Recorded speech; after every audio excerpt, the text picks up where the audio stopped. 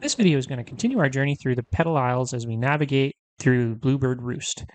If you're just tuning in at this point, I'm playing with my Switch in Japanese mode to help me learn Japanese, and I'm posting these videos in case anyone else would like to learn this way as well. For this game in particular, we're doing a kanji scavenger hunt to see how many we can find and add to our list. So far, we have 247 of the core 2,136 Joyo kanji, and a couple of extras that I don't have in my dictionary. We will see if we get any new additions to the list. As a helpful cue for those that don't read Japanese fluently, I put hiragana characters in white or black depending on the background, katakana in brown, and kanji in blue. Then I give the phonetic translation, word for word translation, and then my interpretation in hopefully grammatically correct English. Before we take on Blewbird Roost, we can hear out Prince Florian and do a little shopping. Ooh, I think that's pretty much like phew. Kawakata, scary in past tense, so that was scary. Then we have watashi, which is I or me. Then we have the first kanji of the video, which is also a new one for the list. It means bird. Its own reading is cho. Its kun reading is, which we were using here, is tori. As a reminder, own readings are typically used when compounding kanji or using it as part of another word, while kun readings are often more standalone words. There are, of course, exceptions and irregularities. Tori is followed by te. Te is a complicated word with lots of meanings. In this case, I think it's indicating that we're going to be describing something about the birds next. He follows that with nandaka, somehow. We then end with katakana spelling out nigata, followed by des. Nigata means he doesn't like it. Des nails it down as fact. He does not like birds. Now he's giving us another katakana word, hara hara, suspenseful. He's expressing some anxiety. That is followed by shisukite. There is a typo there. I accidentally put za instead of gi. It means too much, so too much anxiety. The next word is tsukureta, tired. Then finally, nore, which is basically because. He is tired because of all the anxiety. The next sentence starts with the word kaimono. It has the kanji for buy, and then the kanji for thing, buy thing, or merchandise. Demo follows that with another typo. Accidentally put temo instead. I was riding a shaky train when I typed that one. This is another versatile word. It can mean however, even, or nevertheless. So in this case, I think nevertheless is best, even though he's tired. Then the word shite meaning do. Hitoiki follows that. The kanji iki means breath, hito means one, so a single breath. Tsukimesen is the negative form of another pretty versatile word. In this case, followed by the question mark ka, it means won't you join me or can we? He would like to do some shopping to catch his breath. Now the next sentence starts with sono. Sono is a way of indicating something far away from the speaker. That over there.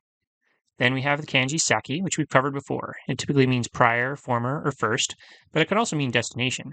Sonosaki here basically means up ahead. The next word, nandemo ya, is a compound made up of what, is, also, and store. Nandemo, as a shorter compound, means anything. So with ya, we have an anything store or a general store. He adds the particle de to indicate the general store as a location. The following katakana spells out bikuri, or surprise. Lest it throw you, this exclamation point does not indicate the end of a sentence. It's just there to show emphasis on the surprise. There must be something surprising at the general store. Then he says na. Na in this case means we are using the surprise as an adjective rather than a noun, so a surprising rather than just a surprise. The katakana gives us baji, and the o particle marks the badge as an object. We then get the kanji for sell in the word ute. Iru means there is. Then to, in this case, functions kind of like that. Then we get a kanji we haven't seen before. This one means hear or listen. Its own readings are bun and mon, while the kun reading we are using is ki. Kiite means hear. Iru to kite means heard that. Then we have koto for thing. Aru means be. And the terminal ndes means is. Prince Florian has heard that they sell surprising badges at the upcoming general store. This time we start with moshi, if. Then we have a kanji we've seen before in the word atarashi, meaning new. Then the katakana spelling baji again, and the particle o making the badge an object. The next word uses a mix of kanji and hiragana, teni iretara. You might remember teni ireta, hand inside was, or as we would say, got. The tara suffix puts it in a conditional form, so once you get. Then he shows us the R button, followed by de, giving us motion. That is followed by watashi and the particle o. Watashi, as we've discussed, is a self-referential pronoun. The particle sets the intent. Watashi o typically gives us a me statement, while watashi wa is more likely to be an I statement. The particle o here means that Florian is the passive actor, so we'll read it as me. Then we have another new kanji. This one means call. Its on reading is ko, and the kun reading which we are using is yo. The word yonda means to call. The next word, tsukite, means to put on, mite means see or try, and kudasai makes the request more polite as an added please. Once we get a new badge, we can call Florian to try it on.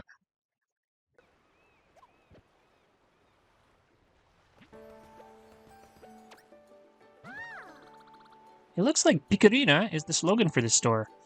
So as we just learned, bikuri means surprise. The na ending makes it an adjective, so surprising. We then have a compound kanji with two more to add to the list. The first one means business or trade.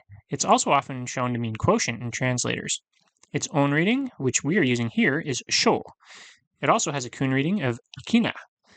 The second one means goods. We are again using the own reading of hin, and it has a kun reading of shina. Together, they mean trade goods or merchandise. It's kind of like the vendor's version of kaimono. Kaimono are things you buy. Shohin are things you sell. He adds the wa particle, making the product our subject. Then the next word, mo, means already. Then we have the kanji you might remember, which means buy. Kaimashita, it's a past tense form, so bought. The ka ending makes it a question. Did you already buy something surprising? Then we get that word nandomo again, anything. The kanji for sell, again in the word utaru, to sell. Nandomo ya, which means general store, followed by des, which means is. At the general store, we sell anything. First item for sale here is the block appearance badge. The description reads, !buraku for block in katakana, again with the ga particle making the block a new subject for us. The following kanji compound represents shutsugen. We've seen the first one before and know that it means exit or come out. The second one is new. We're using its own reading of gen in this case. It also has a kun reading of arawa. It means to appear. So shutsugen means come out. The exclamation block will come out and appear. The description below that then adds kosu in katakana, meaning course, with the ni particle giving action, so in the course. Then we have the name of the badge again, followed by shite, meaning to do. The next line has another kanji compound for us, ashiba. The first one is going into the list. It has an on reading of soku. We are using the kun reading of ashi. It has a second kun reading of ta. It means foot, leg, or enough. The second one, ba, means place. If we put them together, we get foot place or foothold. This compound also means scaffold.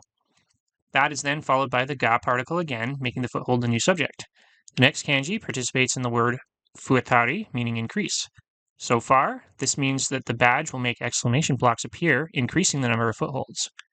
The next bit of katakana says item, with another ga particle shifting our subject again. Teni haitari is an active form of get, to get, then suru at the end for do. The badge will give us more footholds and more items. This is the katakana string we should all know well by now, Wonder Seed. The description starts with more katakana spelling out the also familiar poplin with the tachi suffix, meaning we're talking about the poplins collectively. The ga particle makes the poplins our subject. Totemo, meaning very. The kanji compound after that uses a set we've seen before in the word taisetsu, tai meaning big and setsu meaning eager or keen. Together, we get important. The ni particle then gives action, so to in this case, shite for do, and iru there is. These things are very important to the poplins. Fushigina, mysterious, chikara for strength or power, and the o particle making that power the object of our sentence. Motsu, to have. Toyu, it is said. Then the ending katakana for tene, which is seed. It is said that these seeds hold mysterious power.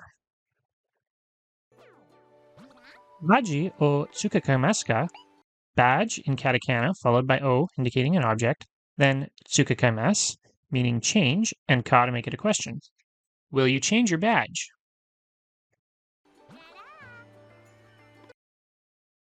Mata kite kudasai ne. Also, come please, or please come again.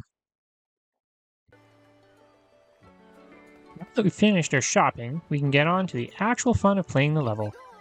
The title of this one starts with a kanji hiragana mix, fukiya. The first kanji is one we've seen before, fu meaning below. The kanaki gives some conjugation, and the kanji we haven't seen before, ya, its on reading is shi, and ya is its kun reading. It means arrow. Fukiya is a blow arrow or blow dart. De gives location. The next kanji is also a repeat one in the word nobote, to climb. Fukiyan in katakana is the Japanese name for the bluebird enemy, and the no particle makes the next word a property of the previous. Su. This one's own reading is so. We are using the kun reading. It means nest. We're going to use blow darts to climb the bluebird's nest.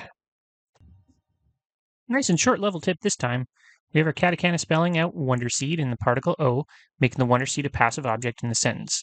Then we have the kanji atsu, which we've seen before, meaning collect in the word atsumeyo. This imperative form means let's collect. Let's collect wonder seeds. Kind of phoning it in on this one, I think. Now that we've finished our dialoguing and collecting kanjis and all that, let's pick a badge. I think maybe I'll just try this mushroom one. It's always nice to start out big in a level. And let's see how these bluebirds are. Apparently they're gonna blow plastic straws at me.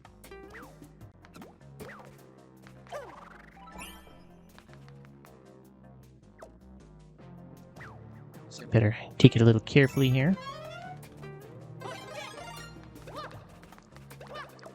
This might be the first time I've had Bubble Mary.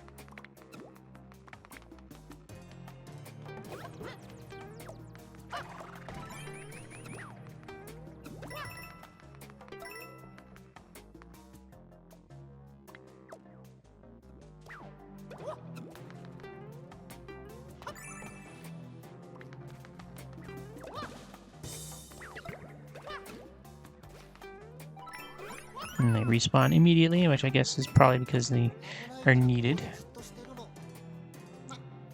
Flower's got the right idea. Can't move, but he's not going to anyway.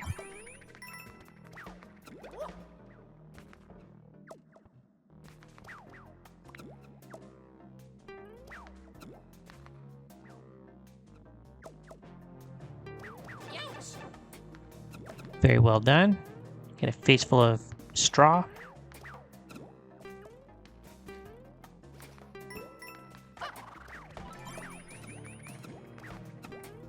I think I've made the point a few times, but I'm not playing this to prove what a hot shot I am. This is much more about just having fun, learning some Japanese, making my way through a level, and hopefully at least a marginally efficient way. Still trying not to be too much of a spaz here, but need to get on that. Wanted to get those vines. It's a pretty high jump, though. Doesn't help that I keep killing the guy that's making my foothold.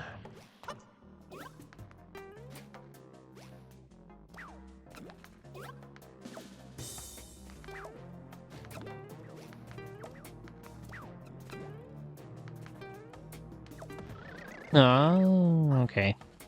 That was a little easier than I thought.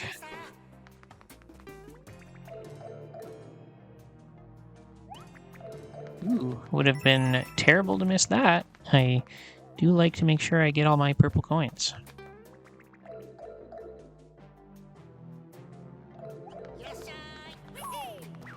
Thank you, Flower. Ooh, right in the line of fire. Abunai! Dangerous.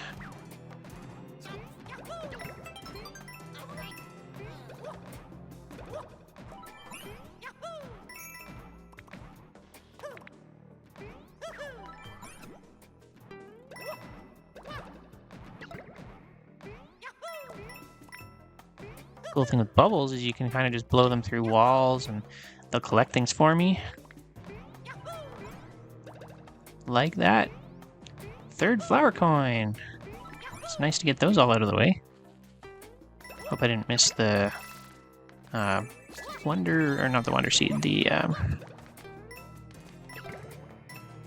power seed, the flower thing. Oh. Hope I didn't wreck the sequence here. This might be tricky.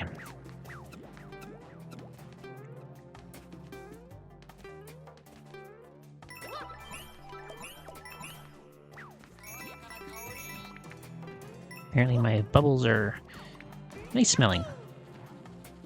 Good and soapy.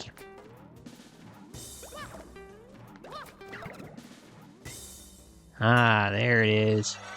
Wonder flower. Ooh. A lot of bubbles. Just bounce. Boingy, boingy, boingy. Aw.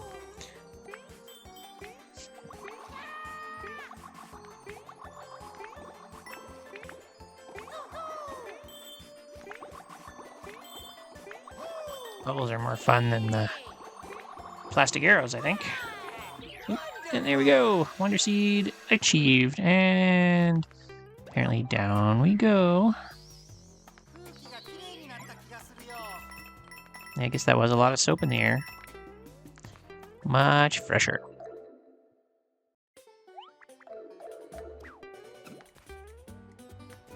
Alright, so apparently there's 2 paths to take, but there we go.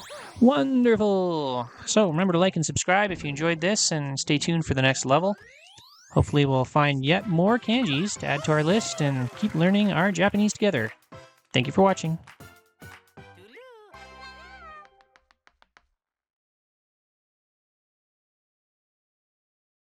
Woohoo!